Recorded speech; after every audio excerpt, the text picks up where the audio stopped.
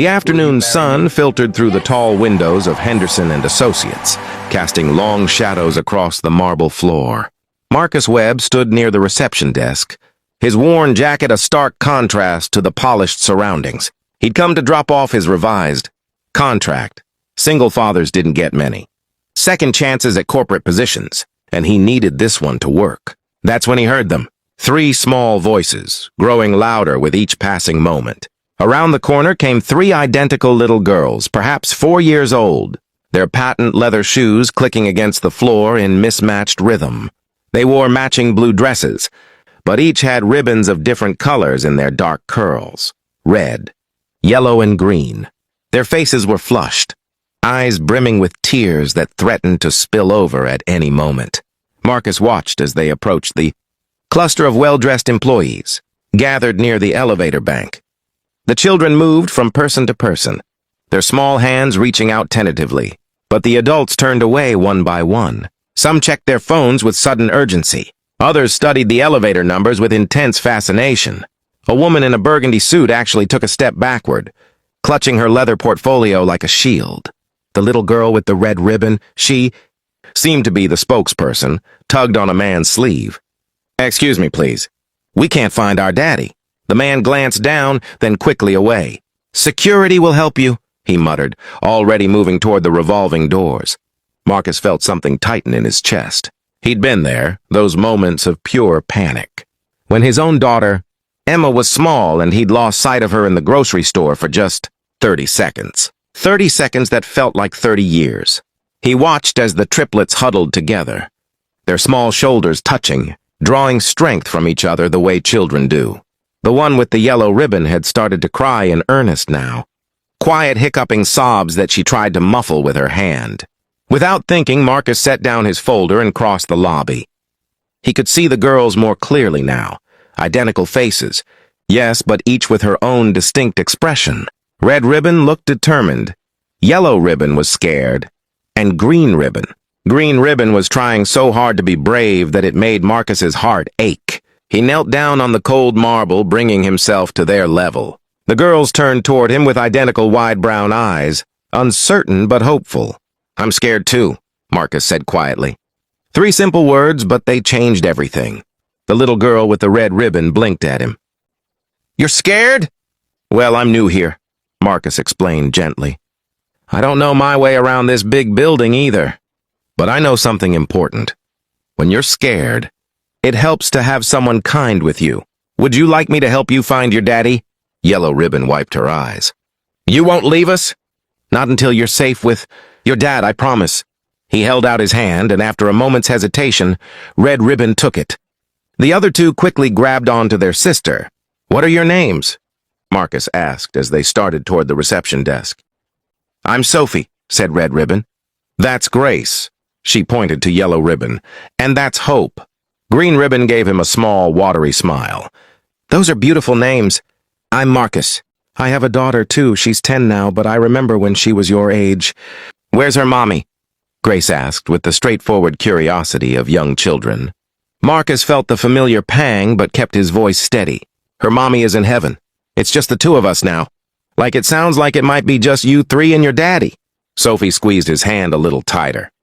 At the reception desk, Marcus explained the situation to the young woman behind the counter. Her eyes widened. "Oh my goodness, Mr. Chen's daughters! He's been looking everywhere." She picked up the phone, speaking urgently into it. Less than a minute later, the elevator doors opened and a man rushed out. James Chen was younger than Marcus had expected, perhaps in his late 30s. His expensive suit rumpled and his tie askew. His face was pale with worry. "Sophie." "Grace, Hope!" He dropped to his knees right there in the lobby, and 3 little girls launched themselves into his arms. He held them tightly, his eyes squeezed shut, one hand cradling each small head as if reassuring himself they were real and safe. After a long moment, he looked up at Marcus, still kneeling nearby. "Thank you," he said, his voice rough with emotion. "Thank you so much. I was in a meeting on the 18th floor, and they were with my assistant, but she had a medical emergency and—" He broke off, shaking his head. "Everyone I passed in the hallway said they hadn't seen them." Marcus understood what he wasn't saying. People had seen them. They just hadn't wanted to be involved. "They're brave girls," Marcus said. "They stayed together and asked for help. You should be proud." James Chen stood, lifting Hope onto his hip while keeping his other hand on Sophie and Grace's shoulders. He studied Marcus for a moment. "You're Marcus Webb." Marcus blinked in surprise. "Yes, sir. I saw your resume cross my desk yesterday. You're the single father with the background in project management." James shifted Hope to his other hip. "I'm the CEO. I was going to reject your application. You left your last position to care for your daughter during her illness, and that gap worried the hiring committee." Marcus felt his stomach sink, but James was still talking. "But anyone who would stop to help three scared little girls, when a lobby full of my employees, couldn't be bothered. That tells me more about your character than any resume ever could." He extended his hand. "The position is yours if you want it, and it comes with flexible hours and family leave, because I understand now that those aren't just benefits, they're necessities." Marcus shook his hand, feeling slightly dazed. Thank you, Mr. Chen. James, please." "And I should thank you." He looked down at his daughters, his expression softening. "These three are my whole world. Their mother passed away 18 months ago, and every day is still a challenge. But they remind me what matters." "I understand," Marcus said quietly. "My wife passed 4 years ago. Emma, my daughter, she's the reason I get up every morning." The two fathers looked at each other with the understanding that comes from walking similar paths. Not the same path, grief is unique to each person, but similar enough to recognize a fellow traveler. Sophie tugged on her father's jacket. "Daddy, Marcus has a little girl named Emma. Can she come play with us?" James smiled, the first real smile Marcus had seen from him. "I think that could be arranged." He looked at Marcus. "My assistant, the permanent one, will call you about starting next week. But here." He pulled out his phone and handed it to Marcus. "Put in your number. Let's get our girls together this weekend. I have a feeling they'd all get along." As Marcus entered his contact information, Grace leaned against her father's leg and said solemnly, "Marcus is nice." He said he was scared too.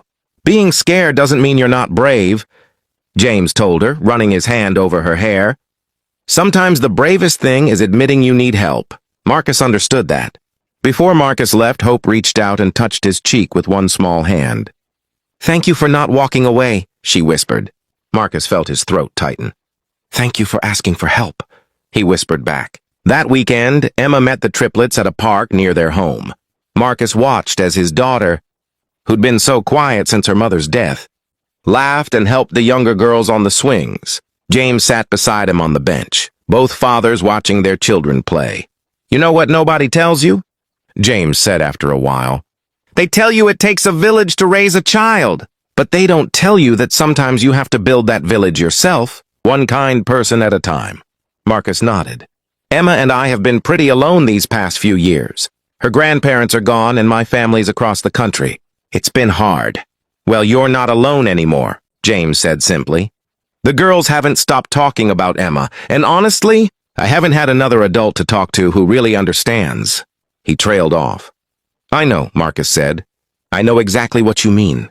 Over the months that followed, the two families wove themselves together in the way that happens when people truly need each other. Emma babysat the triplets sometimes, earning money for the new bike she wanted, while learning patience and responsibility. Marcus and James took turns covering for each other.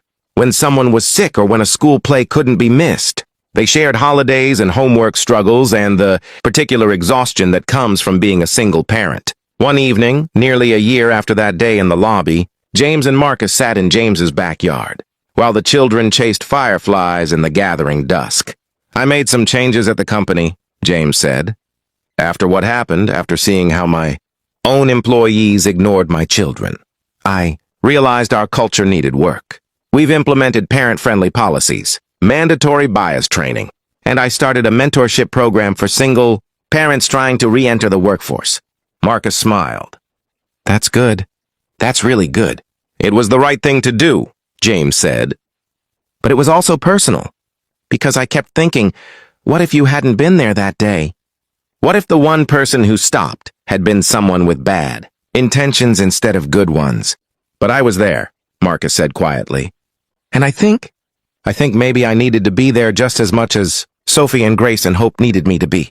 I'd been so focused on my own struggles that I'd forgotten how to see anyone else's. Those girls reminded me. The children's laughter floated across the yard, pure and joyful. Emma was teaching the triplets how to cup their hands to catch fireflies gently, then let them go.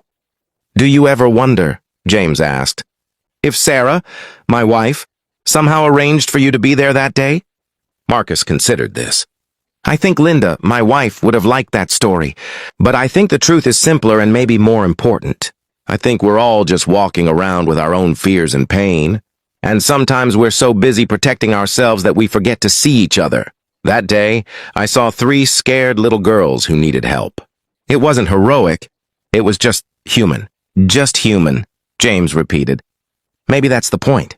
As darkness fell and they called the children inside, Marcus thought about that moment in the lobby, kneeling on the cold marble floor, looking into 3 frightened faces.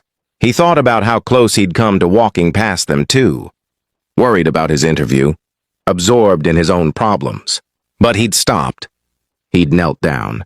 And he'd said 3 words that acknowledged their fear by admitting his own. "I'm scared too." Sometimes, Marcus had learned, the bravest thing you can do is admit you don't have all the answers. The kindest thing is to stop when someone needs you. And the most important thing is to remember that we're all scared. Sometimes. And that's when we need each other most. In the soft glow of the porch light, he watched Emma help Sophie tie her shoe, patient and gentle. His daughter had learned something too that year. That family isn't always about blood. Sometimes it's about who shows up, who stays, who kneels down and says, "I'm scared too," and who promises never to walk away.